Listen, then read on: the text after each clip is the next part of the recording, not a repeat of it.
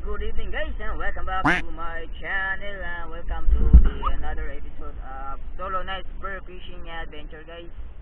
Solo dive as usual, wala tayong kasama kaya solo lang. So welcome to another episode, let's go.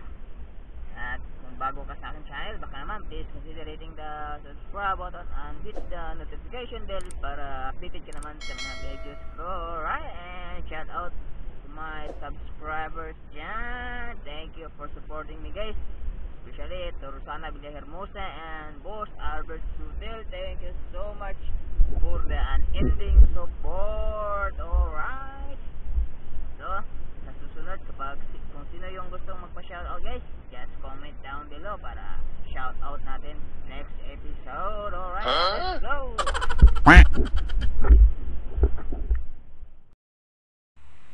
Alright guys, plano ko ngayon ay pumunta sa medyo malalim na part doon sa may barkong nalunod guys, para mag-hunt tayo ng mga cuttlefish and hopefully meron. So let's go.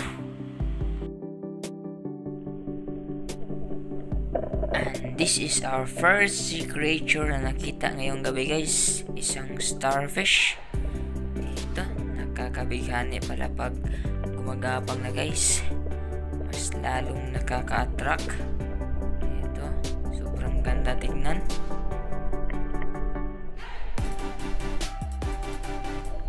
And while on my way papunta sa mas malalim na part guys, at ito may nakita akong isang lambay, isang ito lang yung lambay kukunin natin guys.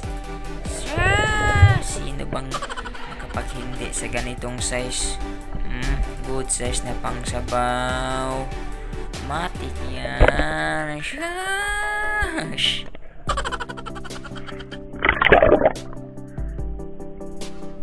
Ang unang pasahero ng ating Titanic.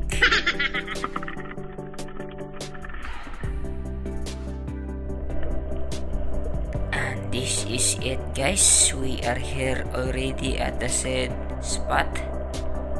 Dito na ako sa may parts ng nalunod na barko guys. Ito na yung natira nya.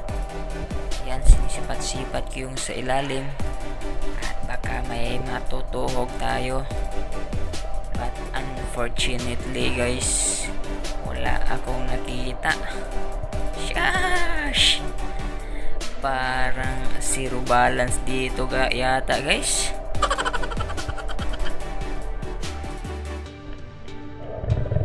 And next drop ko guys, ito may nakita na sana ako, kaso isang klase na muriil na matulis yung ngipin. At naalala ko ganito yung pumutol sa rubber ko dati, bagong rubber ko, tapos kinagat niya lang, ayun, putol.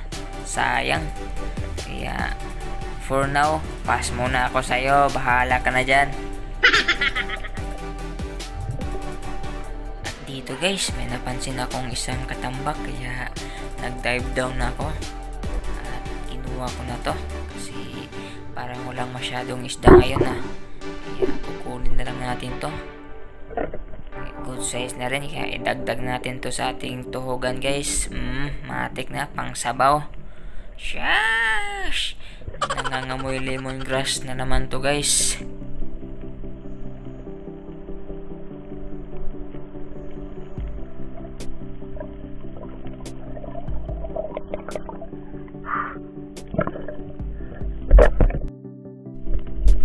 At dito guys ay nag-decide na ako na bumalik sa mababaw na part kasi nakailang dive na ako at wala masyadong isda, almost 2 hours na. Ito yung nakita ko habang lumalangoy ako papuntang mababaw. Ito, isang cuttlefish guys, the king of camouflage. Good size na, kaya tuhugin na natin to. Shash! Adobo na naman to guys. Sa wakas. Woo!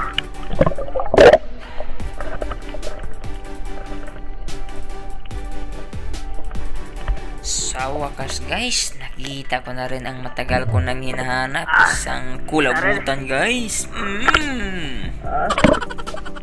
Ay, labutan. Sakura.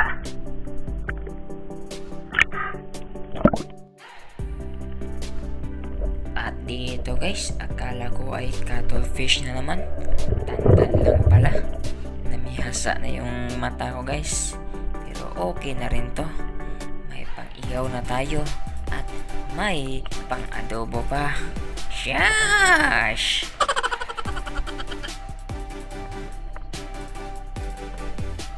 At dito guys, may napansin akong isang buntot. At pagtingin ko ay iyon.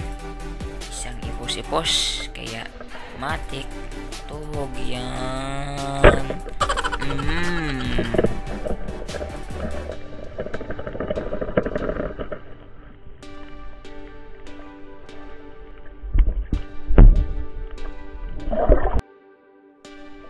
At dito guys, isang isda na bugalbog kung tawagin sa amin guys. Ito.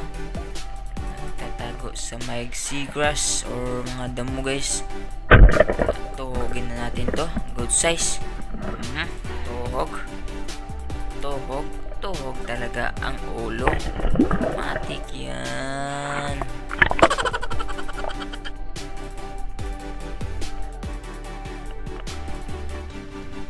Dito naman guys, isang ipos-ipos yung napansin ko sa may butas ng bato. Ito tulog, kaya tuhog. Pangdagdag sa ating tuhugan. Ito naman guys, isang pusit. Goods na ang size, kaya tuhogin na natin to. Baliw-liw ang agi.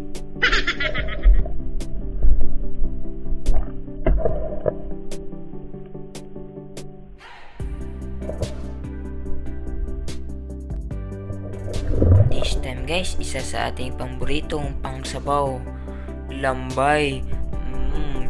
Ayay! Tatakas pa.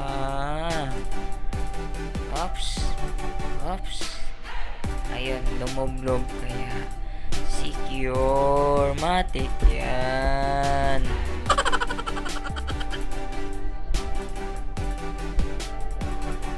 Lambay.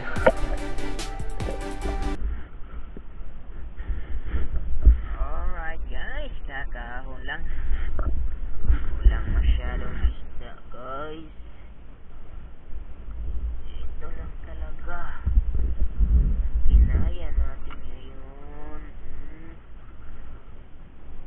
Buti na lang may cuttlefish isa guys. Ito.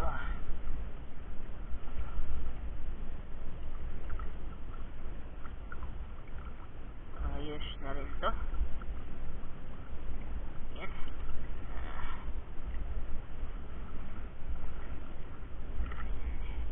Ito. Tambay tayo dalawa. Pustasan isa.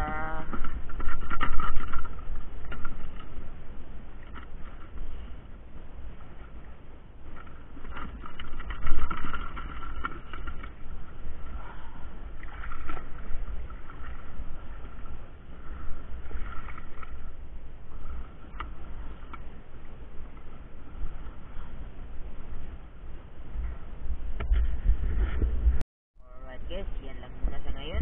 Thank you for watching and see you next episode guys. Alright.